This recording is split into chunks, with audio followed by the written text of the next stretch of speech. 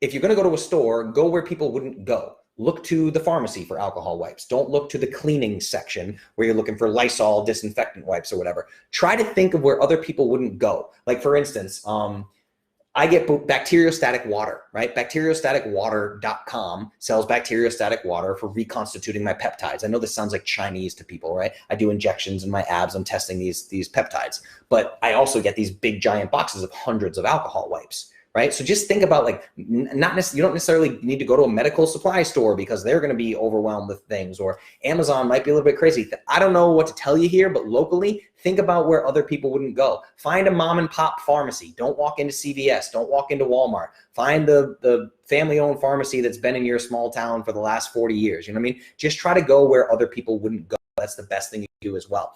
Teresa, talking about herbs. Yes. So in China, there's a lot of traditional Chinese medicine. So there are actually, on top of antivirals and vaccines, there is a ton of information coming out from China right now of traditional Chinese herbs that act as antivirals that could potentially suppress, decrease symptoms, or actually shorten the period of having this infection. So that's very, very true. What else we got? I've been saying this for weeks, Shelly. Yes, so understand, a lot of people have been saying this about the media coverage, and I totally agree with you. But here's what happens is you get the people that are Trump supporters that start saying coronavirus is bullshit. This is not true. This is where the bias kicks in. Just because Fox News or whoever told you that the coronavirus is not serious, just because Trump gets on stage and says, this is an attack by the left, we don't have to worry about the coronavirus. I've done a fantastic job of handling this. The economy is better than ever. This is not, no, this is not nothing. This is very serious. So again, saying coronavirus is nothing because Trump's economy is amazing is also biased. And you're just not seeing, people aren't seeing their own biases, right? They're just saying, well, that's my guy, and I'm worried about him being my guy, right? The coronavirus is not made up. It was simply an opportunity that the media can exploit. Absolutely, this happens all the time. Natural disasters are exploited. All sorts of crazy things happen. The exploitation of this stuff is nuts. It happened with Bush and Katrina, right? Katrina hits, and the next thing you know, you got Kanye West on TV live saying, George Bush does not care about black people. Right? It's just, this is endless. The media does this stuff all of the time. Again, sheeple. Don't be sheeple, everybody. Don't be, okay? What else we got? Elderberry. Meh. Again, look, so Stephanie, there's a lot of these things that people are like, I want to boost my immune system, right? We have clinical interventional trials that taking things like antioxidants don't actually boost the antioxidant capacity of your body even after 6 weeks, right? So it's like, elderberry is not a magical thing. I actually get quite annoyed with people in elderberry because it's not magical by any means. Like the odds that elderberry is going to stop coronavirus, I would say they're slim to none. Again, you would be much better off with one, the supplements that I listed, and two, I mean, first and foremost, number one is your nutrition, micronutrients, potentially from organs. Like if you were going to tell me, hey, what's the likelihood of elderberry preventing coronavirus? And then you were going to say, what's the likelihood of grass-fed organ meats every day preventing coronavirus? I would say the odds of liver are probably approximately 50 fucking million times better. That's probably a real statistic. Like that's science. It's just science, everybody. 50 fucking million times better. Okay? So that's what I would say about that. But yeah, I don't know. I mean, again, guys like Chris Kresser, Rob Wolf, they love like the Beekeeper's Naturals, the propolis and all these kinds of things. I mean, you can try them. It doesn't necessarily hurt to throw the kitchen sink at this thing. But I think a lot of this talk with like elderberry and all that stuff is like very, very overblown. Very overblown. Absolutely. Clovis is magical, 100%. That's the thing. Again, we talk about this all the time, guys. People want to add things. This is one of the very rare times where I will tell you to add a whole bunch of stuff. Usually Clovis is the removal. I still want you, don't go get the non-perishables. Don't eat processed carbohydrates. Don't eat garbage. You need to get your nutrition dialed in. So I am just assuming that Clovis, right off the bat, you're all doing Clovis perfectly from now on. If this is not enough of a motivator for you, I don't know what to tell you. You need serious therapy if this is not enough of a motivator for you to eat healthy, to eat right, to eat a species-appropriate diet. And it's very rare that I tell you to add a ton of stuff, but I'm saying add cold showers, add body weight demand training, add sauna if you can get access to it, add intermittent fasting. I think that you should do all of these things right now. And then I gave you that laundry list of supplements. I'm going to put it online. It'll be in the show notes. Get outside, get sunlight. This is very, very important, you guys. And I just want to wrap up by saying, I don't know where this thing is going to go. I have no idea. It is quite probable that everything I told you today gets wiped out within the next month and is completely wrong? I have no idea. But I can tell you, I trust my own research. I trust the way that I do things. You guys have been following me for years now. I've been doing this for over 105 weeks, and every single person that I touch gets healthier.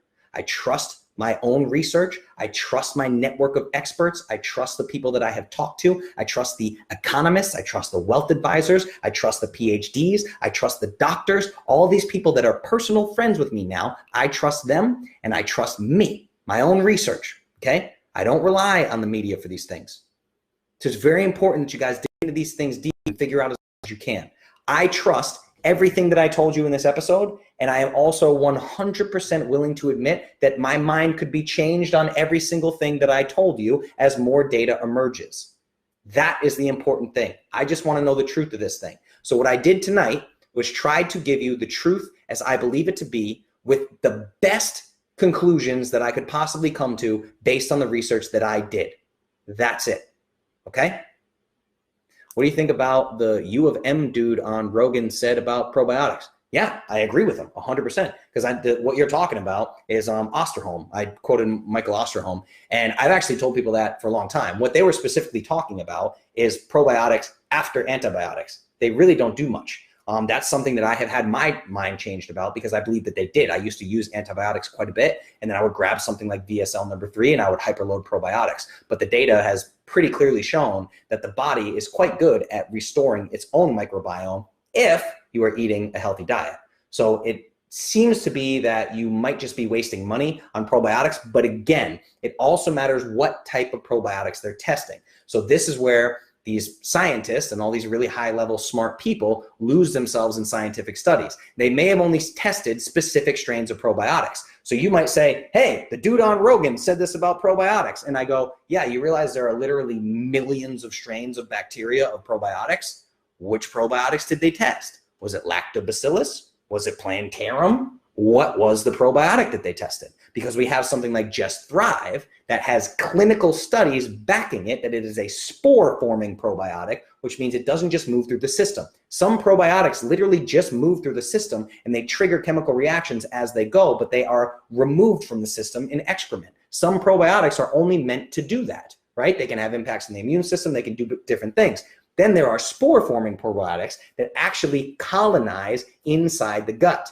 So it's a very different thing. So this guy, he can only make the statement that in this one study, whatever probiotics they tested have shown to not really help after a course of antibiotics. That's data, but it does not mean blanket statement. It can't be a blanket statement. So this is where we get really tricky with science studies, and nutrition studies are mostly nonsense. They just are. That's it, right? Thank you for all this great info, Jay. You're very welcome, John. I hope that it was awesome. Rogan tried to ask, but he didn't really answer about the test. Yes, exactly. I remember Rogan was like, yeah, okay, how big was the study? How long was the study? What did they test? But the thing is, people don't realize nutrition study is virtually impossible. I have a whole episode called Bad Science on how atrocious it is. I literally talk about how virtually all nutrition science tells us nothing. It does nothing but generate more hypotheses that then need to be proven that usually can't be proven, right? So again, the probiotics thing, I don't care that expert said probiotics aren't awesome. I don't know what strains he's talking about. I don't know anything. If you take a dose of antibiotics, right, and then you go get spore-forming bacteria like Just Thrive and take that after the dose of antibiotics, I don't see how that's a bad thing.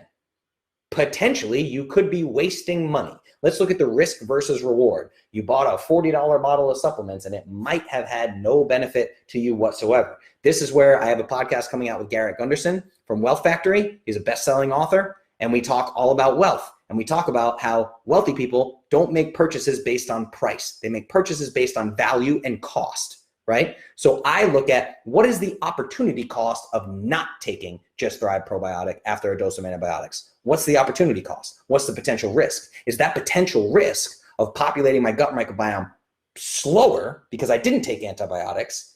Is that risk worth saving $40 to me? For some people, it's absolutely worth saving the $40. That is their priority. For me, nope, I choose health every time.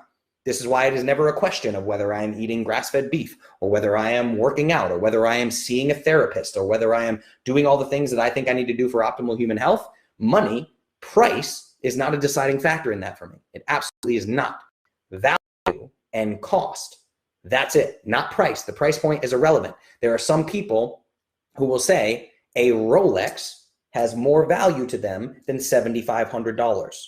Some people will say that. You don't get to tell them that they're wrong. That's completely subjective. For me, I would never buy a Rolex for $7,500. The $7,500 is worth more to me than the Rolex. I'd rather buy grass-fed beef with that $7,500.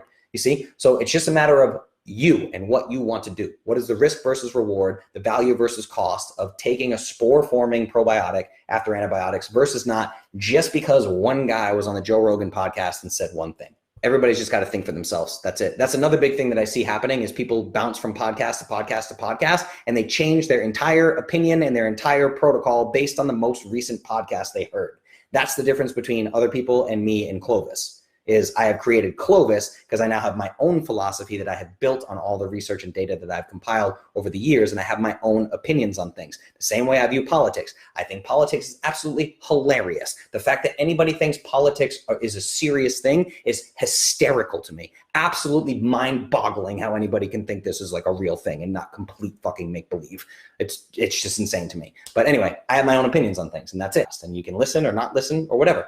But anyway, I'm ranting now all about the coronavirus. Go back and listen to this, take some notes, rewatch it, the thumbs up, whatever button you see, just click the crap out of it. Tag your friends, anybody who's concerned about coronavirus. I am very confident that this was a very, very, very information-packed, informative episode for a lot of people. I love you guys so much for all the questions, and you're amazing. Thank you for continuing to let me do this and for listening to me rant and yell. And you know I love you. It all comes from a place of love. I want everyone to be happy and healthy. That's it. That's my mission. It just so happens that I'm an alpha male, and that's how I get my message across. So I hope you guys enjoyed it. Thank you so much. I appreciate it. Good night, everybody.